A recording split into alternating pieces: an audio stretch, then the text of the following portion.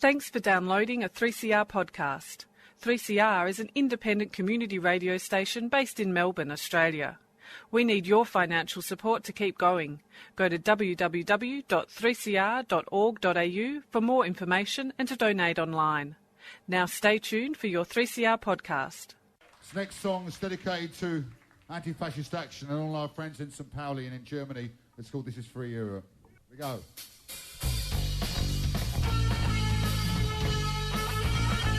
Dead of night in Carpenter, bricks that ghosts from the days of fishing, broken windows in the high street, swastikas in the cemetery, long-jacked men on a rustic evening, beer and loathing on their breath, 10 to 1 with the cowardly fathers, arms outstretched with the sign of death. If it takes a voice, shout the truth. If it takes a hand, hold them back. If it takes a fist, smash them down. From Cable Street to Hoyer's Murder, Tyndall, Schoenhuber and Le Pen. This free Europe, never again. Some may seek respectability. Austria fronts their winning votes, playing on the left's confusion. Pressing less, but still in quotes. Laws enacted to appease them, testify to Europe's shame. They may dress in suits and ties now, but the answer is the same. If it takes a voice, shout the truth. If it takes a hand, hold them back. If it takes a fist, smash them down. From Cable Street to Hoyer's Murder, Tyndall, Schoenhuber and Le Pen. This free Europe, never again. Once more we see that darkness in the European soul. As the janks fall, there comes an awful beast. His eyes are staring, and there is hell upon his brow. Oscar Franz von Quavo, Tanya, next and to me now. If it takes a voice, shout the truth. If it takes a hand, hold them back. If it takes a fist, smash them down. From Cable Street to Hoyer's Murder, Tyndall, Schoenhuber and Le Pen. This free Europe, never again. I'm a Jew in Carpenter, I'm a Jew in a Russian city, I'm an Asian in the East End, I'm a Cuban in East Germany. Don't tell me it doesn't concern us, it's not something to ignore. They are feeding on our apathy, that's how it been and before. If it takes a voice, shout the truth. If it takes a hand, hold them back. If it takes a fist, smash them down. From Cable Street to Hoyer's Murder, Tyndall, Schoenhuber and Le Pen. This free Europe, never again.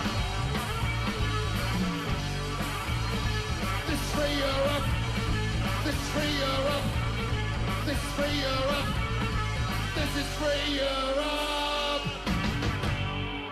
Cheers. But you also had people that were very fine people. Very fine people on both sides. And the aliens would mind meld and give them the technology. They're bad aliens. So are you surprised the Nazis were influenced by demons? No, if demons are real, I would definitely think they'd be on the side of the Nazis. Yeah. McDonald's is connected to the Clintons. They chop up the bodies and put them into the sausage and hamburgers. People are being cannibalized. Look it up.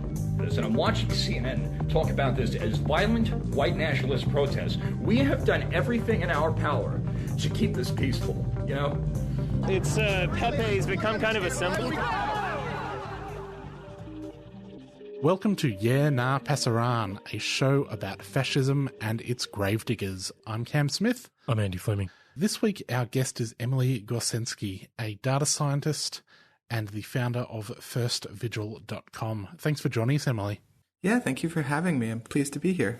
So I guess to begin with, could you tell us what is firstvigil.com? Yeah, so First Vigil is a site that I have created to track white supremacists and neo-Nazis and alleged perpetrators of hate crimes in America as their criminal proceedings go through our justice system. So there's this sort of phenomenon in American media that when somebody is accused of a crime or when a crime is committed, there might be a report when it happens, and then there might also be a report if the person gets sentenced sometimes. But because these cases take so long and the media is a fairly short memory and it's hard to keep track of these things, I created the site to sort of deal with the day-to-day happenings of all of these court cases, and I use it to surface information about far-right actors and hate crime actors in America. So you're a data scientist. What was it that inspired you to start doing this? It's funny you mention that. So I always talk about how the best way that we can fight fascism is to use our talents in the service of anti-fascism. And being a data scientist, I work with technology every day. I have a lot of knowledge on how to build technology and put things together for, hosting and serving and documents and searching them, things like that. But what really inspired me to do this was, I'm a survivor of the 2017 attacks in Charlottesville. And sometime in the fall of 2018, I saw one of these news stories that I just described. A story had come out that a man was sentenced to 14 years in federal prison, and it was sort of like a footnote in the story that he was a Charlottesville marcher. And I kind of knew, I had seen the story a year prior when he was arrested for his attack on a train. And I was like, wait a second, I should find this guy. I should see who this guy is. I ended up finding him in documentary footage of the riots in Charlottesville. And it turns out that he was marching hand in hand, basically, with the car attacker, James Fields. And so I realized at that point that we needed a better way as a community to keep track of what was happening with all of these folks. And this is right around the time that a group known as the Proud Boys was engaging in mob violence against Antifa in New York, and they were arrested. There was the MAGA bomber, Cesar Sayoc, who had sent pipe bombs to journalists around the country. The Robert Bowers shooting had just happened at the Tree of Life synagogue in Pittsburgh. There was another mass shooting in a grocery store in Louisville, Kentucky that was targeting specifically black folks. And so it was this motivation of oh my God, there's a lot going on. How do we keep track of this? Is anyone keeping a list of these things? And so I decided to make that me. Charlottesville was obviously a key moment. Can you just talk a little bit about what happened, and what do you think has been the fate of the movement that assembled in order to unite the right on that occasion in subsequent years, given also we have these numerous criminal cases that seem to be connected to Charlottesville and many of the groups who participated in that event?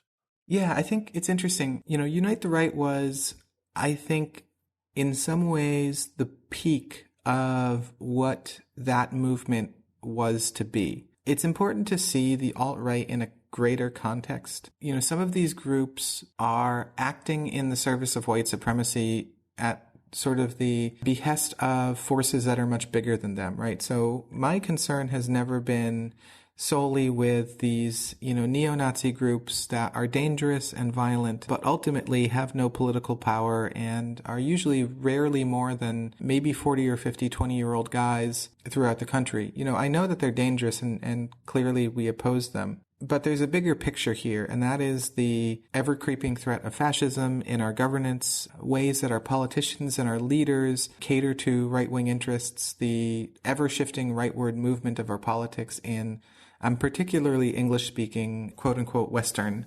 nations. And so that's sort of my concern. I think that Charlottesville brought that all into the forefront in America because what it showed was that the right was not separable. Right-wing politics are inseparable from violence and bigotry and white supremacy and hate and all of those things. And so that's what Charlottesville meant to me. And so as a community, when we went out to oppose it, we weren't just opposing neo-Nazis and Klansmen. We were opposing the idea that folks who are insecure over the fact that minorities have equal rights, people who are afraid of losing their identity majority in the world. We were opposing those concepts. So it wasn't just about the neo-Nazis. It was about this shaping the world that we wanted to see.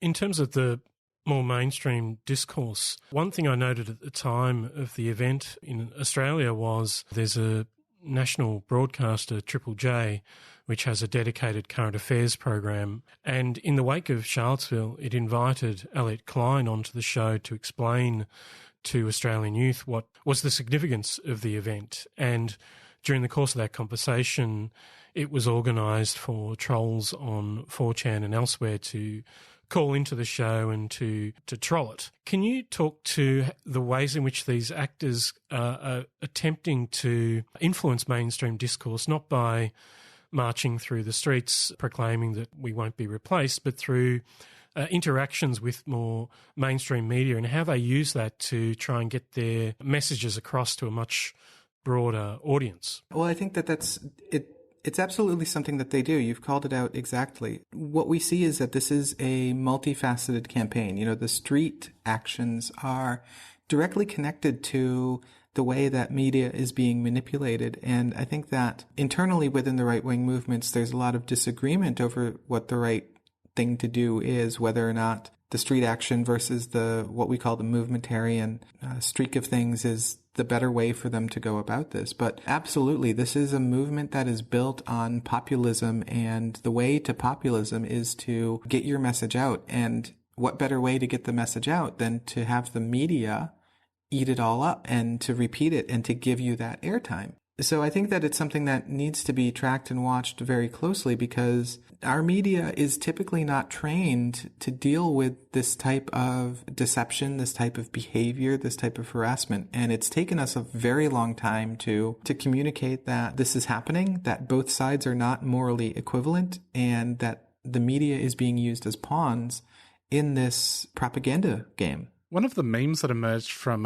Charlottesville was that of the crying Nazi, Christopher Cantwell, who upon realising that he was going to have to face some sort of consequences for his actions, recorded this sort of tearful vlog about how he was being charged, even though he cooperated with the police the whole time. I feel like you're uniquely qualified to tell us about Christopher Cantwell. Can you bring us up to date on what he's been up to?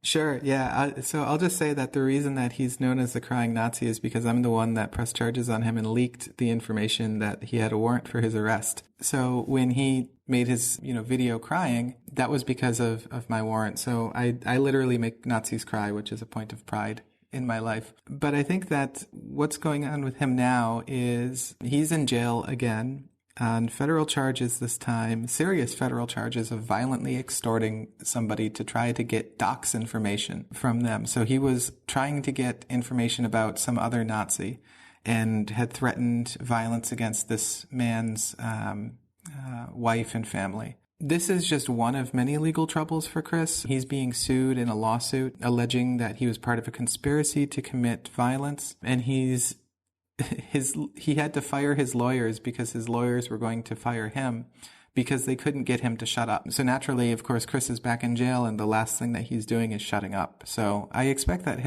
we'll see how the proceedings go. He's obviously innocent until proven guilty, but I wouldn't be surprised if he ends up doing a few years in prison. I understand part of the reason he's been charged is that he gave his phone to the authorities to prove something or other. Yeah, so there's the story behind all of this is when I pressed charges on him, it was for pepper spraying me at August 11th. He responded by concocting this incredible conspiracy theory that I was some commander of Philadelphia Antifa, and I was an Antifa super soldier who was specifically sent with, the help of who knows, specifically to target him and to silence his message. And so he ended up suing me for pressing charges on him, which of course was a nonsensical lawsuit that ended up getting, we countersued him, me and my co-defendant, and the lawsuit went away eventually. But he is stuck to this sort of conspiracy, and as part of his desperate need to paint himself as the victim, he constructed this whole story about Philly Antifa and all of these other communists that attacked him. And he gave over his phone to the FBI, and he gave over his body cam footage unredacted to the FBI. And he gave over, according to his own words, he's an FBI informant. According to his own words, he was in touch with them every month. And of course, he's doing this while he's out here threatening people and celebrating the Christchurch massacre and the Pittsburgh massacre and all of these other things. So of course they're going to take note. And it turns out they had poll cameras watching his place the entire time. And, I don't love working with the police. I made a conscious decision to press charges given the threat that was facing our community in a time of emergency. But it goes to show like how foolish these guys are. Like, you don't ever give your phone to the FBI. Like, that's the stupidest thing that you could do. You are listening to Yeah Nah Passaran on 3CR, 8:55 AM, 3cr.org.au and 3CR Digital on your DAB. We are talking to Emily Gorcenski, and we'll get back to that in a second. But before we do, I just want to ask you, if you enjoy this show, you find it useful, and you find the people we talk to useful, please consider subscribing to 3CR. You can do so at 3cr.org.au/subscribe. All right, let's get back to Emily Gorcenski. There's been a whole series of exposures of particular Nazi groups and networks, largely concentrated in the United States, over the last several years. I'm referring to groups like Atomwaffen and The Base and Iron March and so on. As a data scientist, how do you approach those forms of information, and what do you think are the ethical and political considerations that should come into play when examining this material and reporting upon it? As a data scientist, I do a lot of work in technology ethics and data ethics and privacy ethics, which are very important things to me. And so as somebody who has doxed several people, it does raise questions that I think about a lot. Like, is it okay to expose these people? And one of the things that I talk about when I discuss the ethics of data is that ethics is not a fixed set of rules. Ethics is a process by which we apply values of our society to minimize and mitigate risk and harm. So there is no ethics without a calculation of harm. When we look at what Nazis do, we can see the statistics that neo-Nazis are the biggest terror threat in America right now. Neo-Nazis have been responsible for mass violence throughout the world, and so we've seen it in New Zealand, obviously. We've seen it in Germany with the Halle shooting. We've seen it, in the past few years all over the US and Canada and Norway. We see it in the global south, where white supremacist forces are working with the police to violently suppress protesters. So the ethics of it are not absolute. So when I find information that is about a Nazi who may be plotting violence, it is my ethical duty to do what I can to minimize that harm. And I know that reporting it to the authorities does nothing. Unfortunately, one of the best tools that we have is to use the public sphere and to make information public. And so it is, not a pure action, but it is one that minimizes the chance of that violence. If that person is named and exposed, then hopefully we can prevent it. And we saw that with the base. A journalist went undercover. He exposed a member of the Canadian Armed Forces. That person was later arrested on his, they had the car loaded with guns to go shoot up a rally. The people that they were connected to got stopped. They were arrested. There were concrete plans to murder an anti-fascist couple in Atlanta. So, these exposures do save lives, and that's what the ethics is all about. As far as how my training as a data scientist helps me with these things, it's all about probabilities. And to be a little bit of a nerd for a second, I look at this with a Bayesian lens. The probability that a person might be living in a city, and when you combine that with the probability that this person has, a widow's peak and 3 kids and blah, blah, blah. If you do the math out right and you make some good assumptions on what the probabilities of those things might be, you can, with very few pieces of information, get to a point where you can conclusively determine to a very strong likelihood that a person is who they are, which allows me to do things like expose Nazis from a picture of their, of the bumper of their car and nothing else. Another one of the websites that you run is How Hate Sleeps. I was wondering if you could tell us a little bit about what that website's for. Yeah, so one of the things that I've been trying to do is to use publicly available information, so court documents and things like that, to try to tell the story in a way that sort of beat reporting does not. And First Vigil is the first of those efforts. How Hate Sleeps is the second. And what that is, it's more of I dare not call myself an artist, but it's an attempt to be a little bit more abstract in understanding these actors. So what I do is I take photographs of their homes, their residences, their cars that have been made public through court documents. Things like indictments and complaints. Sentencing memoranda are usually filled with information, and I use it to just show a very neutral picture of how these folks live.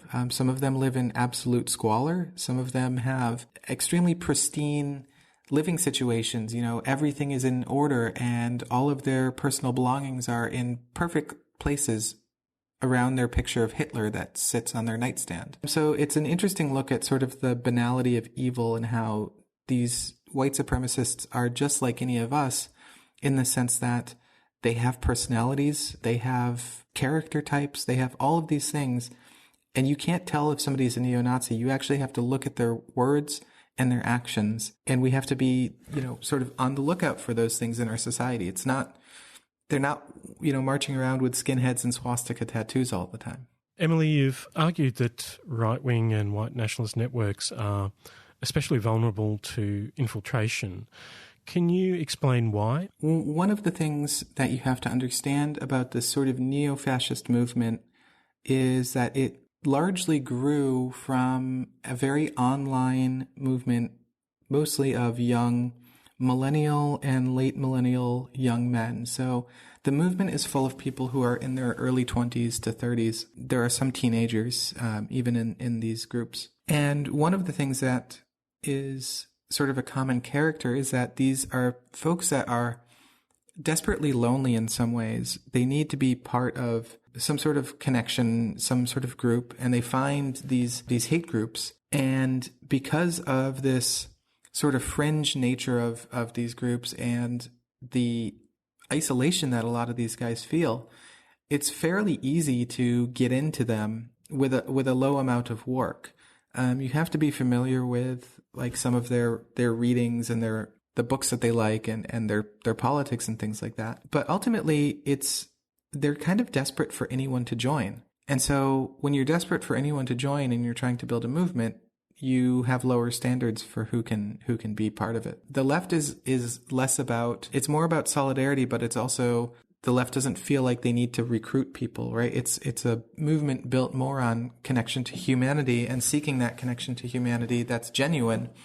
And from that, we build our movements. And that's not to say that the left doesn't have its fringe elements, and that's not to say that people on the left aren't lonely. But I think it is to say that when you have a politic that is more aligned with the values of people as people and seeing the beauty in people for their differences and for their diversity, I think it makes you less vulnerable to these sort of right-wing infiltrations. Certainly the left is infiltrated by cops frequently, but we haven't seen a lot of Nazis in left-wing groups. Well, Emily, we'll have to leave it there. If people want to find you online, where can they do so? Sure thing. So my website is First Vigil. That's first-vigil.com. How Hate Sleeps is howhatesleeps.com, all one word. And then, of course, I'm on Twitter at Emily Gorcenski. And I'm happy to chat more with anybody that wants to reach out and discuss anti-fascism or countering white supremacy, and especially how they're doing it in their communities all around the world. That was Emily Gorcenski, a data scientist based in Berlin, talking about Charlottesville, Unite the Right, and online networks. This has been another episode of Yeah Nah Pass Around. It is subscriber month here on 3CR. If you enjoy the show, if you enjoy the station, please consider subscribing. You really don't get analysis like this anywhere else on the airwaves. You certainly don't get the news and views you get on 3CR anywhere else. It truly does give a voice to those that do not have one elsewhere in the media. 3cr.org.au/subscribe is the website to go to. And when you go there, make sure you say, Yeah Nah Pass Around is the show you're supporting. Don't support any of these other shows. All right. And if you do, we'll send you some stickers as well. Yeah. As a bonus. Are any of the other shows sending out stickers? Don't think so. Anyway, Global Intifada is up next. See you later. See you next week.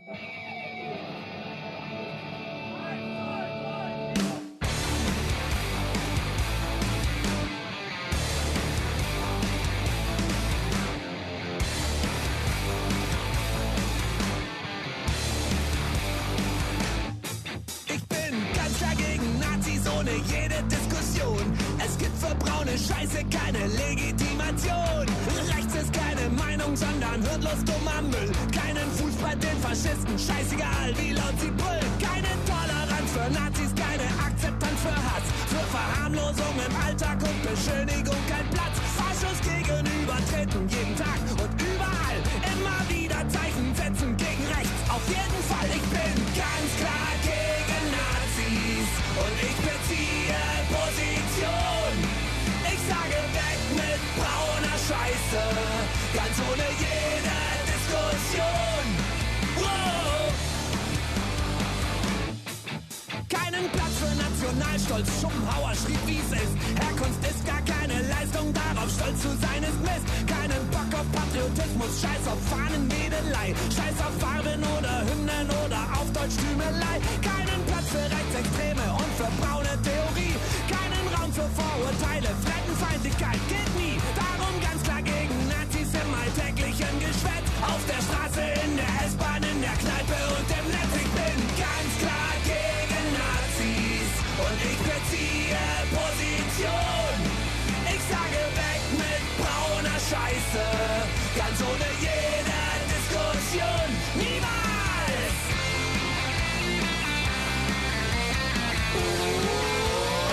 Ich scheiß auf Nazis.